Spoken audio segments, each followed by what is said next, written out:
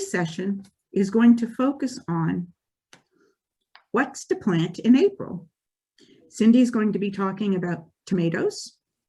Tanya will be talking about okra and eggplant, and Kirsten will be talking about sweet corn. Now, the time to plant vegetables either directly or take your transplant seedlings and put them in the ground is after the last spring frost, which typically occurs mid-April. But in our mid-Atlantic area, weather is not easy to predict. And in fact, we're going to get a cold snap later this week. And our master gardeners will be speaking to that cold snap and whether you should be putting their particular vegetables in the ground at that point.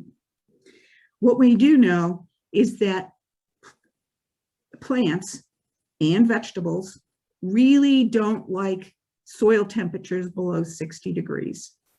So if you can hold on and plant after the late spring frost, and even when the soil gets a little bit warmer, you'll be better off. So to start off our session, Gardener Cindy is going to talk about tomatoes. Over to you, Cindy.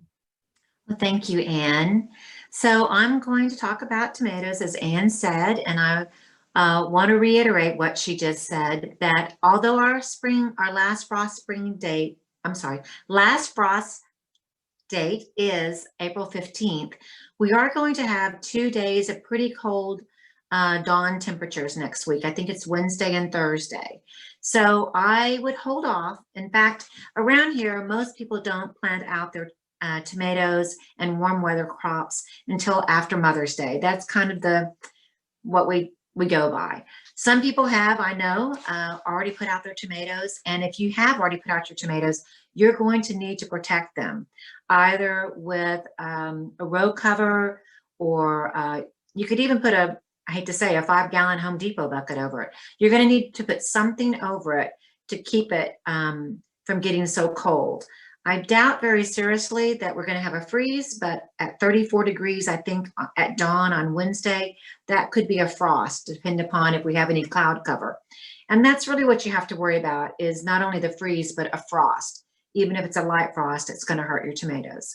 So let's go ahead and go and talk about tomatoes. And then I'll kind of recap at the end again about what you can do to save them if they're already out. So tomatoes have been around for a very long time. They came from Peru. The word tomato is actually an Aztec name, meaning plump little thing. They came to Europe back in the 1500s after all the European explorers went all around the world and brought them back. The first tomatoes in Europe were really very small. They were yellow. And this is the original wild tomato. It's, I can't remember the name of it, but they were called pomodoros, which means little golden apple.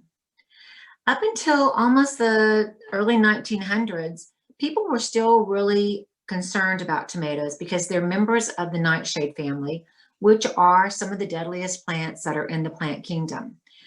Plants like like peppers, eggplants, and potatoes, even tobacco are on the nightshade.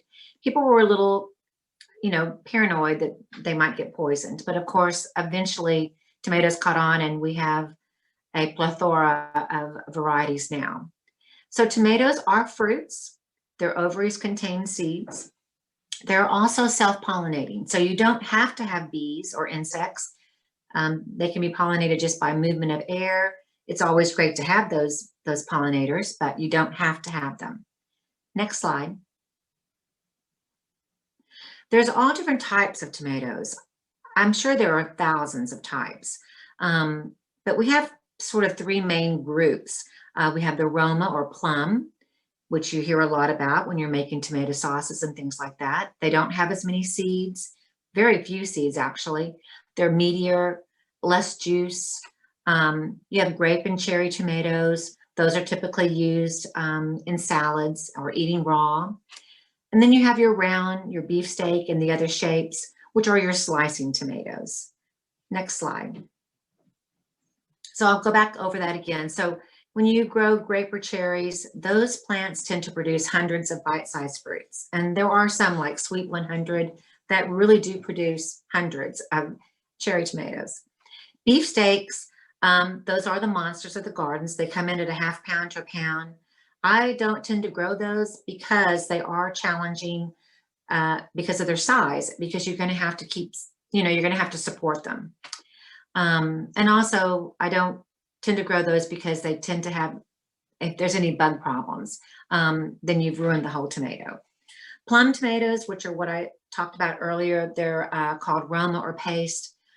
They have a very acidic flavor and they're very meaty. If you've ever grown the San Marzano, they're really delicious, but they're a different kind of tomato taste than a regular slicing tomato. Heirlooms, there are hundreds and hundreds of different types of heirlooms, and I think that most people think they taste better. There's all kinds of shapes and colors and flavors. The only issue with the heirlooms is that they tend to not have the disease tolerance that our modern varieties have. And then slicings, we all grow the slicings ones like Celebrity and Early Girl or Better Boy. Those are the mainstays of the garden. Next slide. So when you talk about an heirloom, you're really talking about a tomato that has been grown for more than 50 years. I do think they taste better. I grow a lot of heirlooms, mainly because of the color choices. I mean, it's always great to have a Celebrity or an Early Girl, but there's something about having a plate that has an abundance of colors, and it just spices up your whole meal. Cherry tomatoes or grapes, they are less susceptible to disease and pest because I think mostly they have a little thicker skin on them. The only downside to the cherry is that when it rains, they don't seem to be able to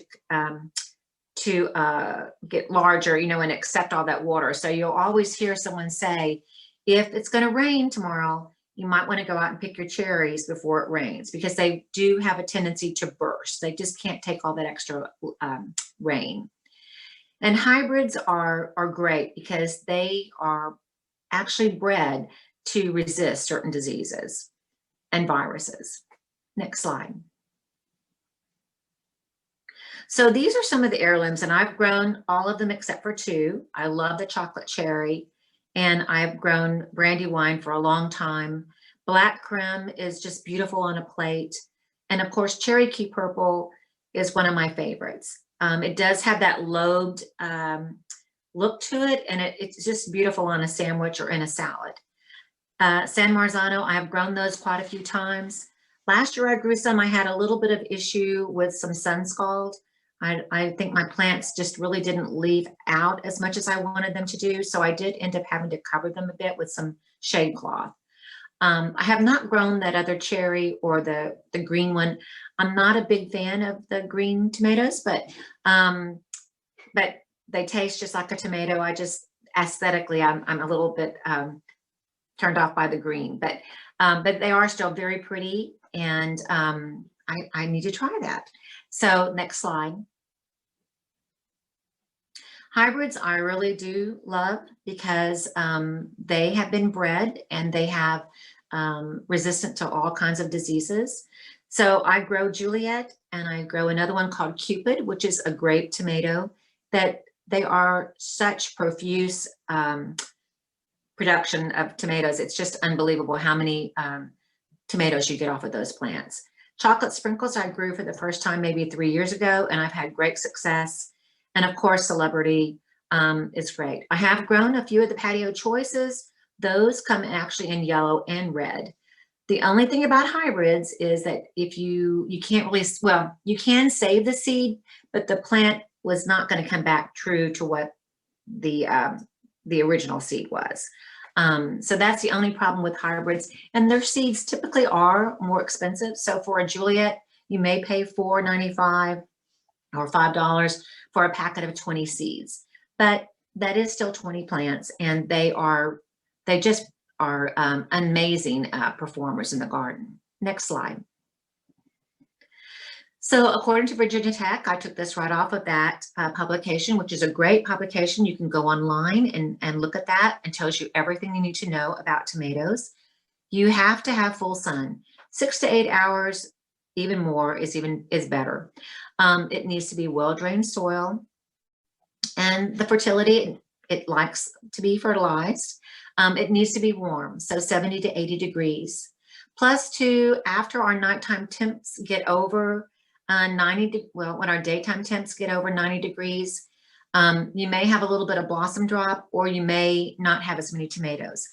There is a kind of a point at which tomatoes won't produce when it gets really hot. So that's another thing to watch out for, and not to be concerned. You know, the temperatures will go down and your tomato plant will start producing after that heat wave. It doesn't like to be waterlogged, so you need to make sure that it's not so wet. Never ever buy the that moisture release or moisture control potting mix for your tomatoes. They just don't do very well with that. So my key thing about tomatoes, most vegetables, is that I like to add compost and composted manure throughout the year. And I add a lot of composted manure in the fall and let it break down. That compost really does a lot, not just for your tomatoes, but it adds those basic nutrients, and it also improves your soil structure. So it's just a great way to really improve your soil and just amend it. If you amend it like that every year, you'll have great success. So according to Virginia Tech, the tomatoes are very heavy feeders, and that is true. You need to side dress once you get the first cluster of tomatoes, and you can do a high nitrogen fertilizer at that point. But after that, you need to just do a more balanced fertilizer. Sometimes we'll have people come to the plant clinics and they've got tomato bushes that are huge, but never any tomatoes. And typically that's because they are fertilizing with just high nitrogen fertilizer. So use something more that's balanced. They only need that at the very beginning. Next slide. And then you have to think about how you're going to support these tomatoes, because there are different types. Not only there are different types as far as beefsteak, you know, cherry, whatever.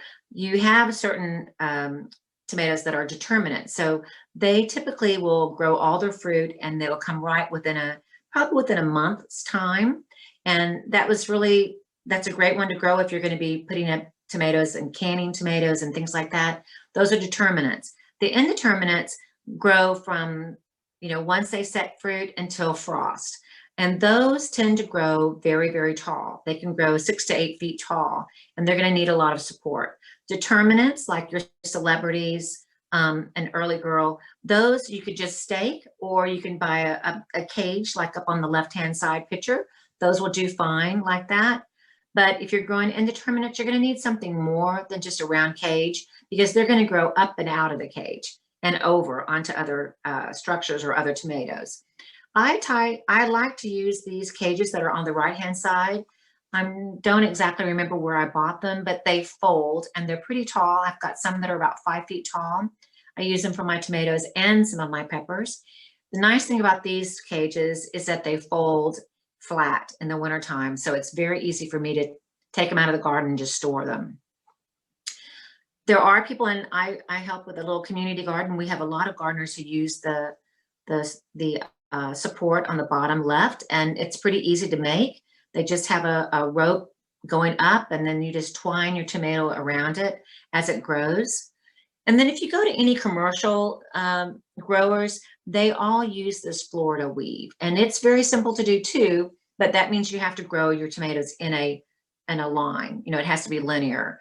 And what you do is you just have these stakes between the tomatoes, usually 2, and then you just wind some jute or rope around the tomatoes, and as they keep growing, you just keep adding another layer of rope.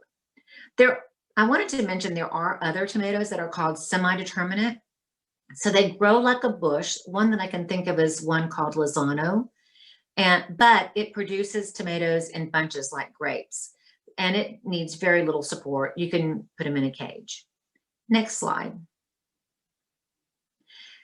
So the last thing about sort of supporting and staking, I want to talk about pruning. Some people want to know how to prune their tomatoes and whether they should prune them or not. And So bush tomatoes, the determinate ones, since they produce their fruit all at one time, sometimes I do try to pull off some of those suckers. You have to pull them off, when they're about 2 inches tall or a little bit smaller. If you wait too late, if they're 6 or 8 inches, I don't know if it would damage the plant, but it could. So I try to get them early and just pull them off. If you have an indeterminate tomato, if you let those suckers grow, you're going to have lots of arms going everywhere in that cage. And I really try to prune mine to about 3 major arms. So just keep looking at the suckers and just pick them off. It's really easy. It's not going to hurt the plant. It's kind of like, it's kind of like under their arm in an elbow, not an elbow, but in an underarm position, you'll see them.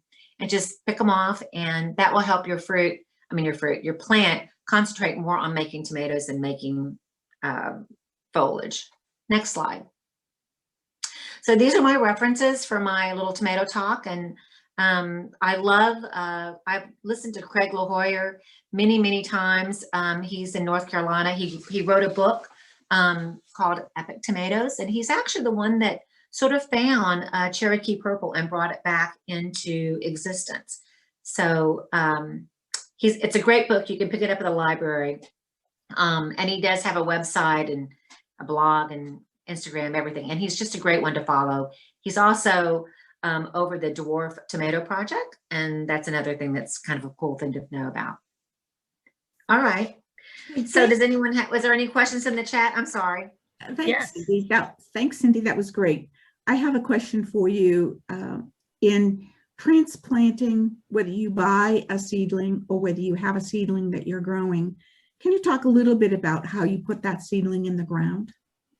So when you buy a seedling, if you're buying it from either from a garden center or even a box store, it's probably going to be, 6 to 8 inches tall.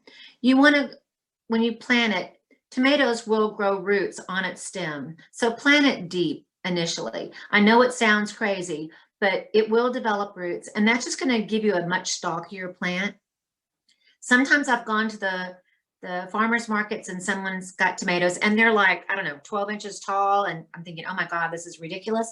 You can also just dig a little trench and just lay them down horizontally and then just bend them up and plant that all under the ground. You really want a small plant starting out. Big is not always better initially. You want them to develop a strong structure to the plant. So don't worry about it being too small to go in. It will grow. Did I answer your question, Ann? Or did I get off topic?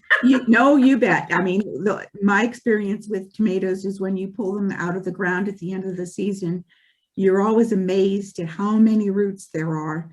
And the point is, tomatoes need lots of roots to have nice fruit. And they need about 3 feet of space. I should have mentioned that in my talk too. Don't crowd them. They need that aeration and they need that separation from other tomatoes so that they won't get diseased. Gardener Amy, do we have any questions in the chat? I have We a question. do. Oh, sorry. Go ahead.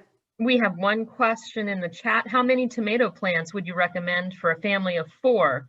1 heirloom, 1 Sweet 100, for example?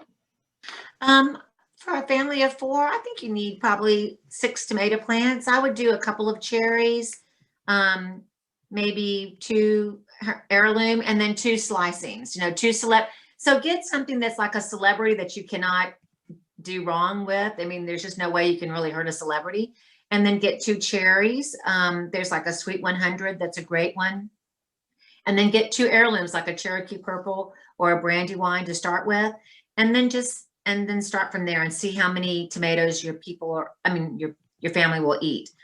I raise a lot of, I have about 300 tomato seedlings right now in my backyard, but I raise a whole bunch of different varieties for all these community gardeners that I work with. So, I always have too many. I always have too many tomatoes, but you can never have too many. Can you name, oh, here I see it. Can you name your favorites for disease resistance? I love Juliet and Cupid. Those are grape tomatoes. There's another one that is called blueberry that you can get from Baker's Rare Seeds that I love. You cannot beat a Juliet or a Cupid. They will produce, I mean, you'll have way too many tomatoes, and they're delicious. There's another one that's blueberry that I just love too. It just produces hundreds of tomatoes. I can't tell you, it's the most, out of all the tomatoes I've ever grown, that blueberry from Baker's Rare Seeds has outproduced everyone. So, any other questions? None in the chat at this time. Well, great. Well, then we're going to go ahead and move on to Tanya, because she is going to talk all about okra and eggplant. And I think we all want to know about those two vegetables. So thank you, Cindy. I really appreciate it. So thank you guys for joining us today. We're kind of excited to talk about veggies. As Ann said, we're always excited to talk about gardening, but veggies are kind of the key for the day. So we're excited about that. So a little bit about me. I grew up in Alabama, so fried okra has like been a part of my life since birth, but I never tried to grow it until last year when the pandemic had us all like, well, what else can I do this year? Let's try growing okra. So it's one of the veggies we used to get in our family crop share, and we really enjoyed eating it as a family. Our favorite way is actually to eat it as roasted okra fries or witch's fingers. But we were inspired to plant the veggies along with flowers in our new flower beds that my husband and I added to our yard after one of our master gardener training sessions last year. It was definitely one of our best ideas. Okra is an herbaceous annual, and it's part of the Malvaceae family, more generally known as hibiscus or mallow family. If you take a look at that flower, it looks a lot like a hibiscus. And they're known for their edible seed pods and attractive flowers. Okra grows on short, erect stems, which can be bristly or hairless depending on the variety, and they usually have heart-shaped leaves. The seed pod can grow up to 10 inches long if you're not careful on the plants, and the plants can get about 4 to 6 feet tall. Next slide, please. So okra is one of those plants that doesn't actually transplant well. So direct sowing is the way to go. And the warmer the weather, the better. I know we didn't plant ours until well after Mother's Day last year because we just didn't have the garden ready. So we planted a brand new garden. And so it's no big deal if you wait until May. I think we're going to try to put some in the ground this weekend for us just to see how that goes. We have a new sunny spot that I want to try out. It takes about 7 to 10 days for those first little leaves to emerge at about 65 to 85 degrees. And so it's a little bit early, but we're going to see how this goes. And then I'll plant some more after Mother's Day. Okra definitely does need full sun. We planted a few in a mostly sunny spot in our yard that got about 4 to 6 hours of sun, but they never got over a foot tall and they never bloomed. So the okra we planted in full sun near our mailbox in this picture, they produced abundant pods for our family of 4 on about 8 plants. So the pods are ready to harvest about 60 days after planting. So you have plenty of time in our hot Virginia summers to get those going. And after they start producing, you need to harvest them every day or at least every other day to make sure you get them when they're 3 to 5 inches long. Otherwise, they're going to get a little crunchy and fibrous. You want to keep them when they're soft. So note in this slide that I've got the okra planted next to my torch lilies or Nephophia vivaria. And you can't see the liatris, strawberries, sunflowers, coneflowers, and daylilies that are also close by, but this was definitely one of those gardens you can eat. And it was pretty too, lots of pollinators. The height of the okra made the perfect backdrop for all the other flowers, and they were quite the conversation starter when people were walking through our neighborhood, especially when they got to be about 5 feet tall, and they kept on going. Next slide, please. So the best varieties for our area, according to Virginia Tech, would be the Annie Oakley and the Clemson Spineless, which is what I grew before I even knew better. They do need a generous amount of water, about 1.5 inches every 10 days or so, and a very rich soil with slightly acidic pH of 5.8 to 6.5. The Virginia Cooperative Extension suggests rotating crops yearly to reduce the disease problems. And while I didn't experience any problems last year, some common pests are the corn earworm, which we're going to talk about here in just a minute, aphids, and stink bugs, which I think is interesting because if you've ever seen okra that's slightly curved, it probably means it had a little stink bug visitor. So there you go. To share a favorite recipe, if you guys want that, you cut the stem ends off of the pods and you cut them in half lengthwise. That's what that whole witch's finger looks like because they're long and pointed. You toss them with about 1 tablespoon of olive oil and some spices. Personally, our family loves taco seasoning, and we have them with on our taco night. You roast them at 400 degrees for about 20 to 25 minutes, and there is your best way to eat okra according to the Schulke family. So next slide, let's talk about some eggplant. So here is another vegetable that I had not tried to grow until last spring, and I got my perfect little plant that was 6 or 8 inches tall, and I was so excited because we're veggie people. We like to eat a lot of vegetables, and we love ratatouille, and so eggplant's a key for that. So while in some warmer or more tropical areas, eggplants are perennials, it's frost intolerant, and we already talked about how we gotta, like tomatoes, we want to avoid frost, and so it's grown here as an annual in Northern Virginia. It's from the Solanaceae family, same as tomatoes that Cindy talked about, peppers and potatoes. Eggplants grow on branching stems and with coarsely lobed leaves and purple flowers, just like you see here. You're likely familiar with the large fleshy fruit with the smooth skin. They vary in color though, from white to green to purple to black, and combinations of those, and they also vary in size. Next slide, please. Most eggplants have a longer growing season than the okra. Most, not all. So it's best to start these guys indoors 6 to 8 weeks before the last frost. If you're feeling nervous that we might have missed that window this year, you'll have to look for some plants that are someone else already started, that are about 6 to 8 inches tall to plant in the garden. It takes them about 6 to 9 weeks to get to that size. Or you can plant one of the shorter season varieties I'll give you in a second. The eggplants do need full sun of at least 6 hours, and they do best with daytime temperatures of 80 to 90 degrees. So if you're nervous about starting those, just think, definitely not 80 degrees outside yet, so you can wait. From the time you put them in the ground, you'll still have to give them about 2 to 3 hours to harvest. We planted our eggplant in a spot that we thought was sunny, but it really only got about 5 or 6 hours of sun. So we were successful in getting one eggplant, and we were very happy about it. But we learned a lot about the sun patterns in our yard. So next slide, please. The best varieties to grow, according to Virginia Tech, are the Mission Bell, which takes about 95 days to harvest, so about 2 months after you put them in the ground. The Black Knight, which takes about 2.5 months after planting to harvest. But the Little Fingers eggplant only takes 65 days from seed to harvest. So these might be the ones you want to try. If you've gone to the farmer's market and you've seen ones that are barely bigger than your fingers, they're called Little Fingers for a reason. They're tiny, and it doesn't take them that long. So that might be the one you want to try. They do prefer fertile soil with a lightly acidic to neutral soil pH of 6.3 to 6.8. And you're going to want to mulch around the plant to maintain moisture and to keep that soil as warm as possible. The plant might need staking to support the fruits, kind of like Cindy said. She's not going to plant those beefsteak tomatoes because they're too big. Depending on the eggplant that you plant, you might want to have to stake those too. A couple of possible pests you might encounter are the eggplant flea beetle and the lace bug. Because these vegetables you're growing likely to eat, the application of any kind of insecticide must be done with great care and with timing that's shown on the labels of the insecticide to make sure that you are not going to be eating anything that you've just sprayed. Otherwise, you're going to be ingesting some chemicals you really probably don't want to have. So if insects become a problem on your eggplants or on your okra, I suggest you come back to a virtual plant clinic with pictures, and we'll help you pick the right insecticide or treatment for your pest then. So with that, I'm ready to turn it over to Kristen to talk to us about some corn. Hey, Tanya, before we do that, we had one question about Sure. missing how much time do you roast the okra? Oh, 20 to 25 minutes. Great, thank you. You're welcome. Well, and I wanted to add one thing because I did have a problem with flea beetles last year. And I tried, someone told me that if I planted radishes around my eggplants, that they are a trap crop for flea beetles, and it does work. Awesome. So, Good yeah. to know. Thanks, Cindy. Sure.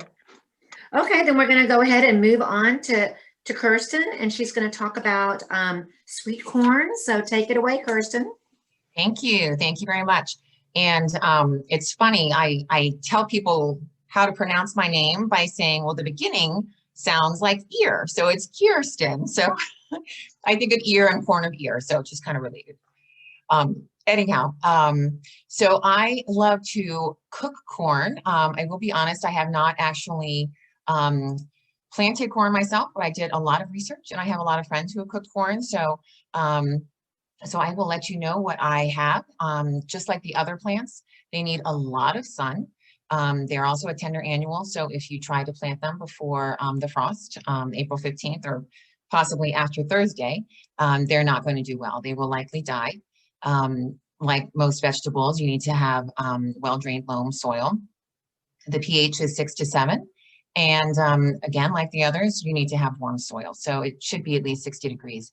They will grow, but they will germinate very slowly, and the seeds could rot. So anything that you plant too early, the seeds could rot. It also gives other animals time to eat the seed before they actually germinate and sprout.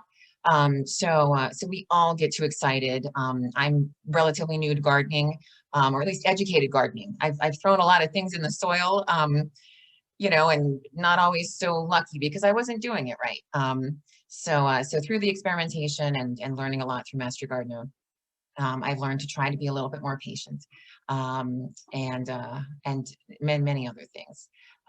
For the moisture, you definitely want to make sure that you're using a lot.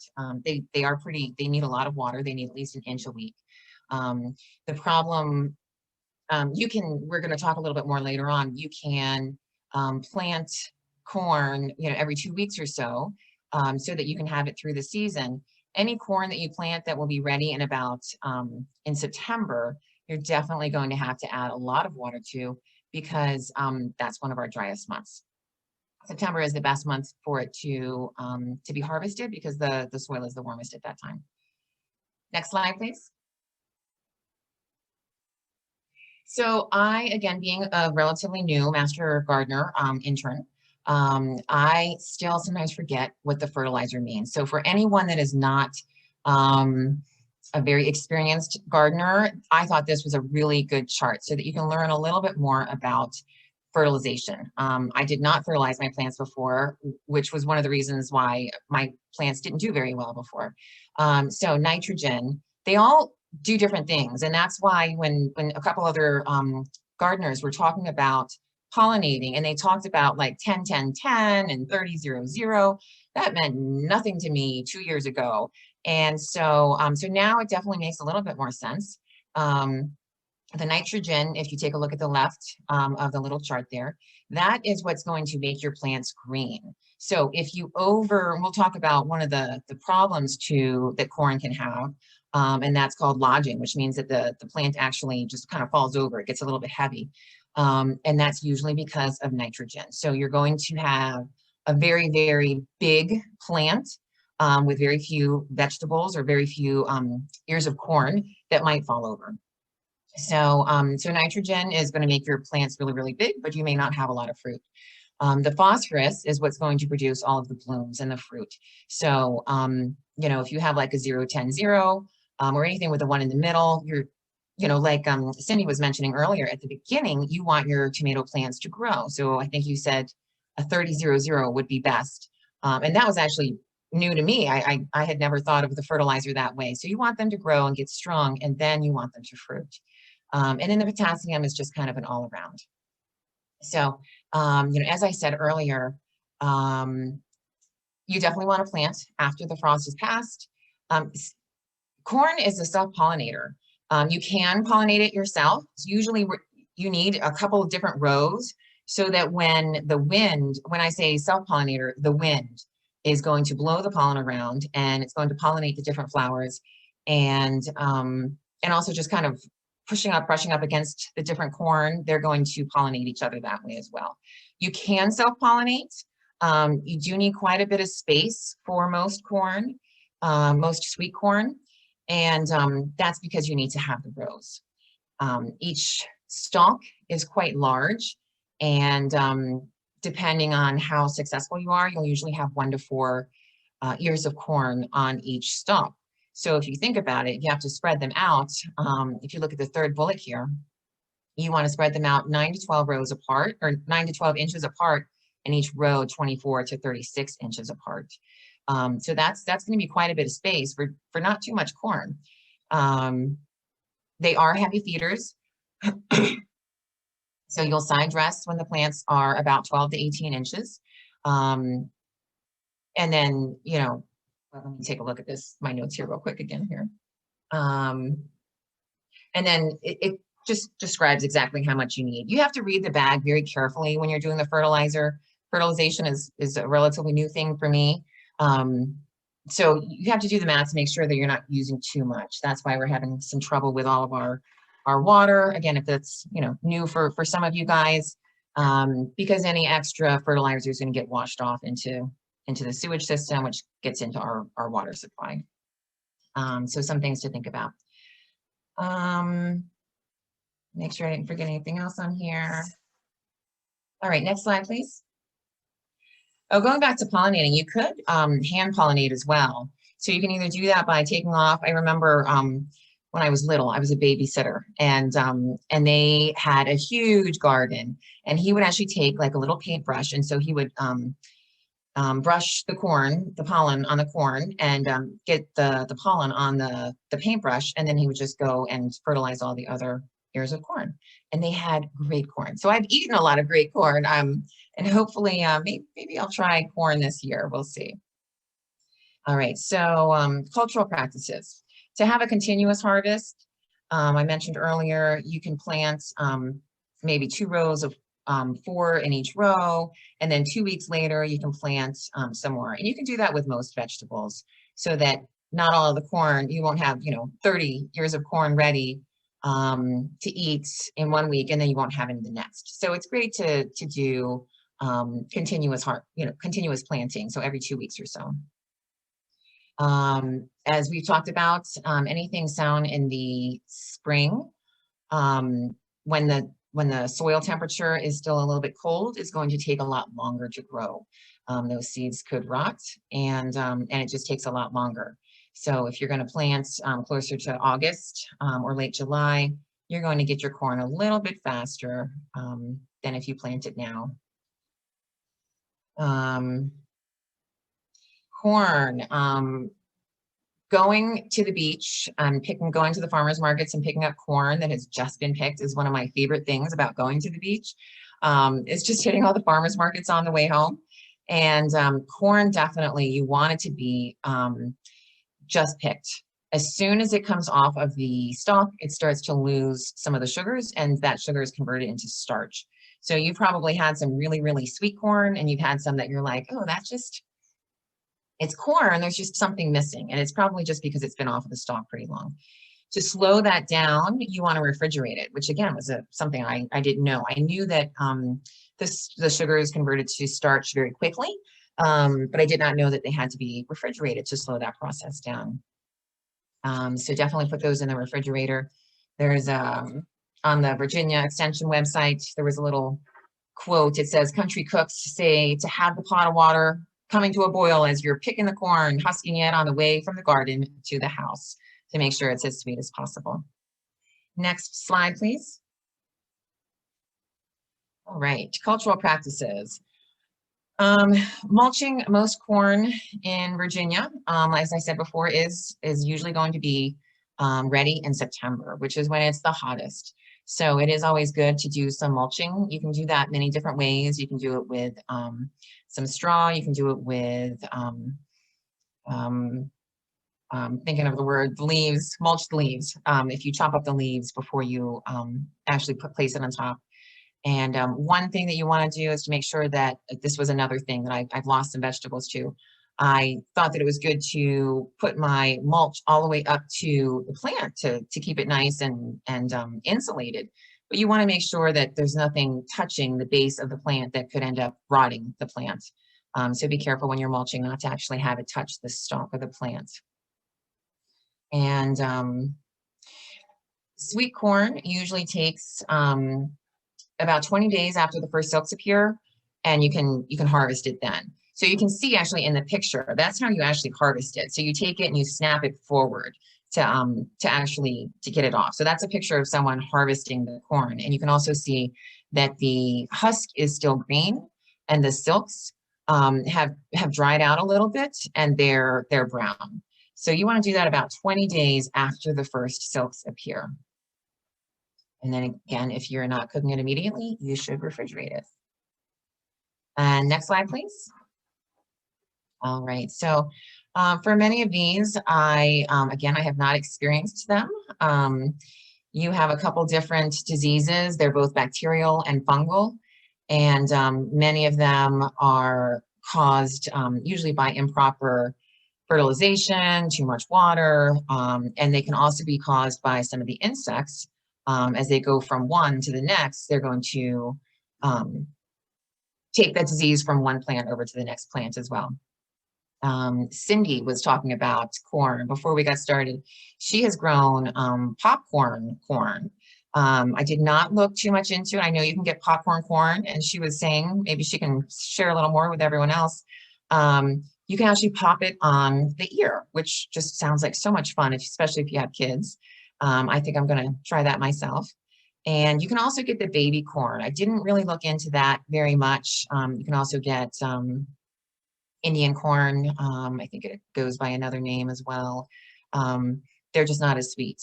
And but they're pretty much all grown the same way. The baby corn that you usually get a lot in Asian restaurants, they're just picked early is all it is. As far as I understand, I didn't research that one too much.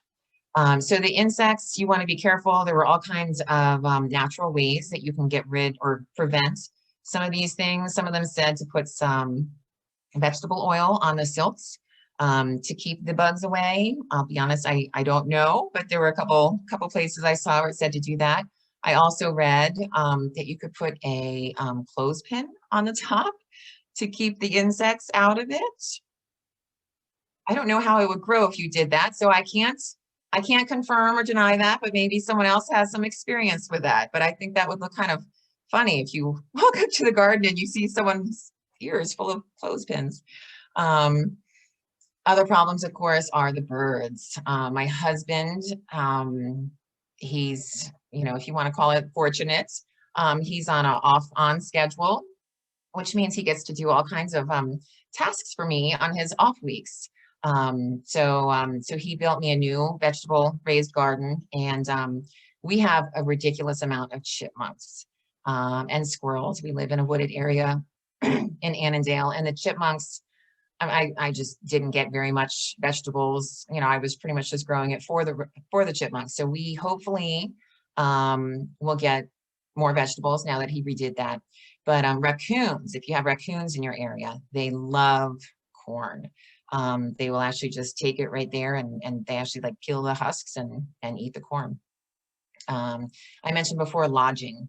I had never heard of that word. I'm not sure if it just happens with corn or if it's called lodging for all vegetables if they start to fall over. Does anyone know?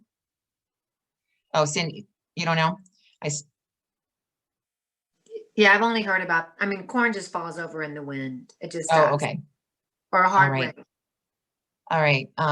So the corn kernel development is usually because of poor pollination or poor fertilization. And that is all I have. Oh, cooking. So cooking corn, we had talked about that. I have cooked a lot of corn. I love cooking corn. I have, my family likes to camp. And so sometimes you will actually put it on the fire or on the grates. So there are many ways to do it. I've seen it many, many ways, but you can actually peel the husks down, remove all of the silks, and then close it back up, soak it for about 30 minutes so that the husks don't dry before you are done cooking it.